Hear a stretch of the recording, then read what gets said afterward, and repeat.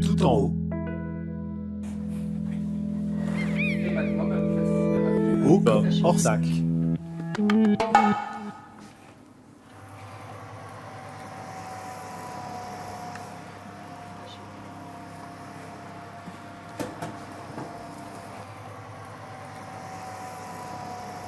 Alors aujourd'hui c'était lasagne. C'est pas, il me semble, on goûtera pour voir ce que ça donne, mais ça a l'air pas mal. On va mettre le dessert. Crumble. Ça c'est pas lourd.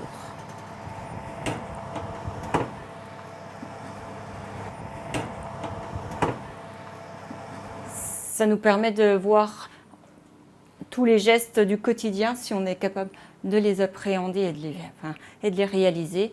Des petits pas, des grands pas, surtout des petits pas et des pas latéraux en l'occurrence. Et porter les ustensiles, etc. Pour voir si on s'adapte en fonction de nos handicaps, entre parenthèses, de nos difficultés. Alors on a d'abord préparé les courses, on est allé en course pour se mettre en situation avec le caddie comme à la maison.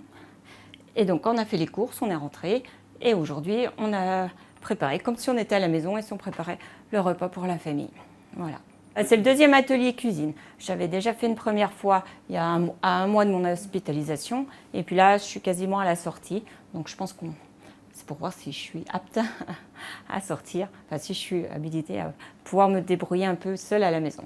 C'est plus fatigant forcément parce qu'ici à l'hôpital on nous fait beaucoup de choses finalement, mais c'est faisable. Voilà. Il suffira juste de se reposer par la suite, voilà. Mais c'est faisable. Oui, alors le feu vert est donné, mais après c'est plus, ça nous permet d'ajuster, lui donner des conseils pour la sortie. Notamment, comme elle le disait, les déplacements avec port de charge restent encore difficiles. Elle a besoin de faire des pauses et surtout d'écouter sa fatigue. De ne pas tout enchaîner d'un coup. Il y a des choses qu'elle peut faire en position assise, comme éplucher, etc. Et des choses qu'elle peut faire en position debout. Il faut vraiment qu'elle alterne les deux pour ne pas se mettre en difficulté et risquer de faire une chute ou autre par la suite.